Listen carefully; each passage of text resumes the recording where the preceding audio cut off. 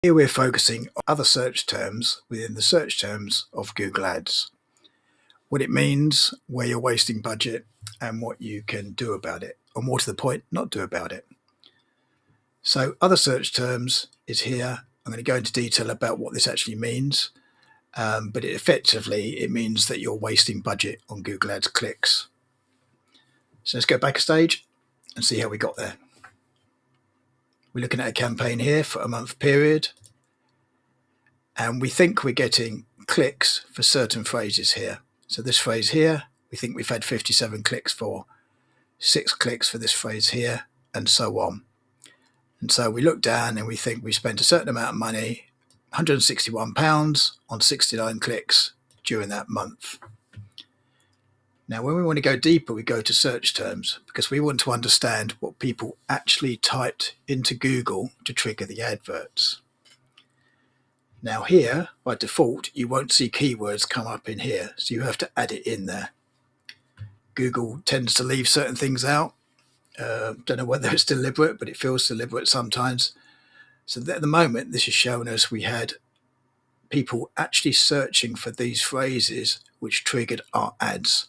Sometimes these are quite accurate and sometimes they're miles away from what you wanted to be visible for. So for example, here it's saying there were 5 impressions for lost wax brass casting and 1 click. Now, if we go here to columns, what we can do is we can modify the columns and add in the keyword under attributes. So you tick keyword and then just drag it up to reorder it. And you can save that as a set if you want to. I'm just going to apply it for now. What this now does is it shows us the keyword in our Google Ads account and the actual search term that someone typed. So for example, someone searched lost wax brass casting and it triggered the advert under lost wax casting because Google thought that was relevant. 5 impressions, 1 click.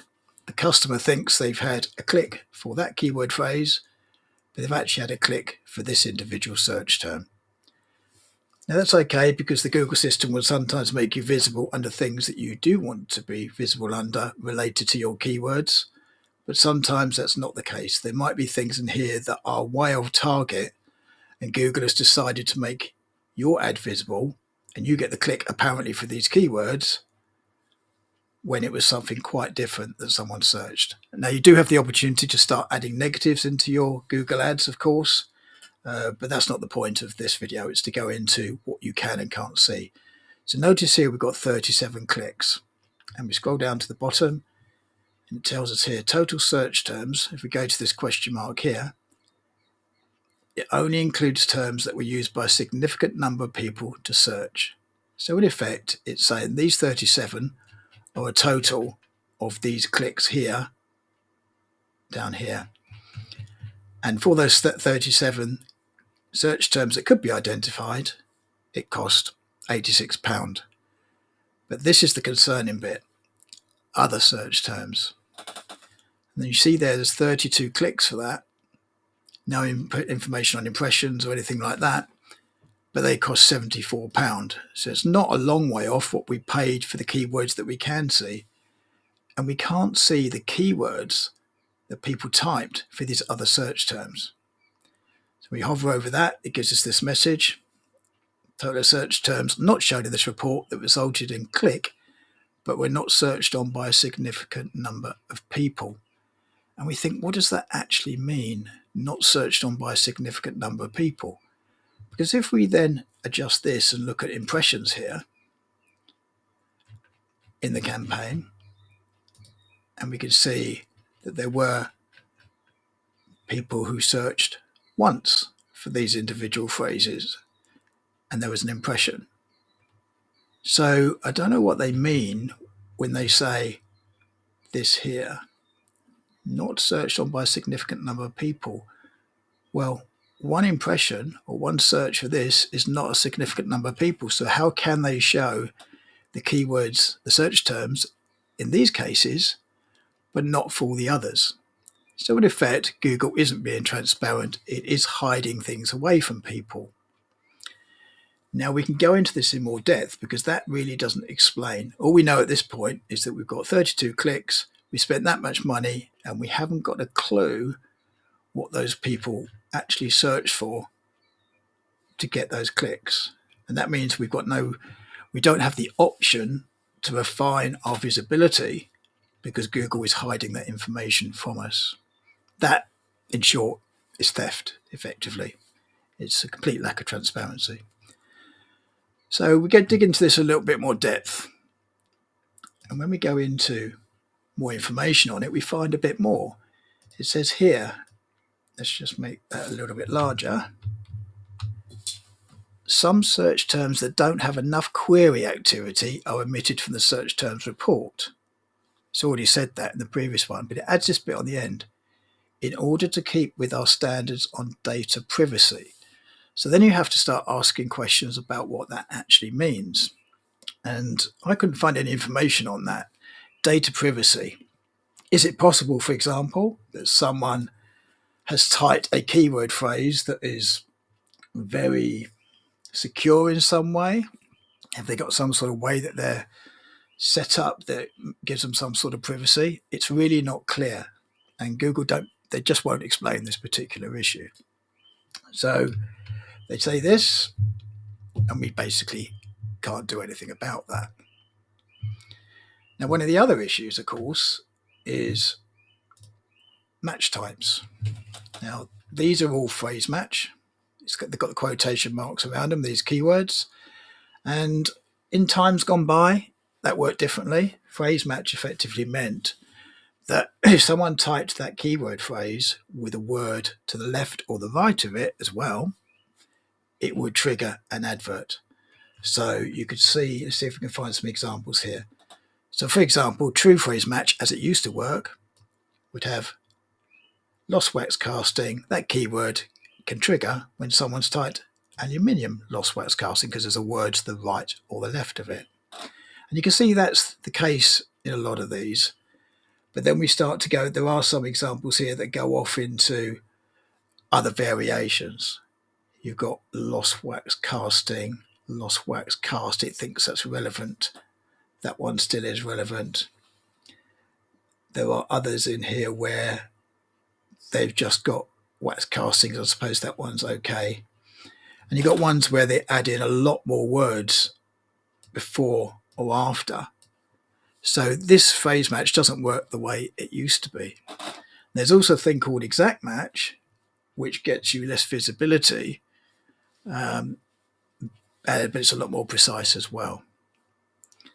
So let's have a look at this in another account.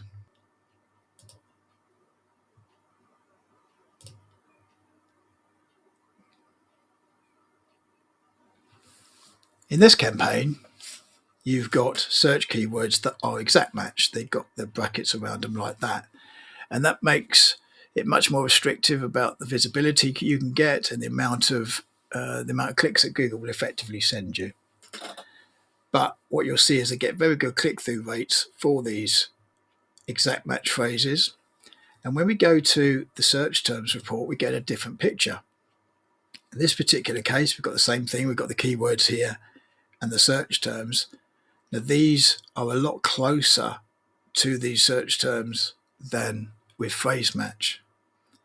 You can see there's there's a lot of things in here you think, well, we wouldn't mind being visible under these niche phrases against that. And when you get to the bottom and the search terms, it's a different picture. It's basically saying we're allowed 61 of our search terms that it has identified the keywords for, the clicks here. 61, that's what these add up to here, at a cost of £119. But then the other ones, which it won't show us, there's only 4. So it's just a much smaller number of clicks and less wastage there, or potential wastage there. So it seems that one of the answers is that by going exact match, although you'll get a lot less visibility, a lot less clicks, you can actually avoid more of this wastage here. Now, this might differ between different campaigns, but obviously you can experiment with that yourself. But when you're in that situation where you're getting loads and loads of these unknown search phrases that people are typing, and you have no visibility on seeing what those were, then you're in a really difficult position. But this does raise another issue, the whole issue of Google and complacency. The advertiser, in reality, wants to be visible for a very specific search phrase. Let's say their choice is, I only want to be visible for lost wax casting. They could put that as exact match with square brackets around it, or leave it like that. But that's their intention. They only want that visibility. That's the advertiser's choice. And Google should be, trying to be on the side of the advertiser, but in reality they don't have to be because they're too dominant.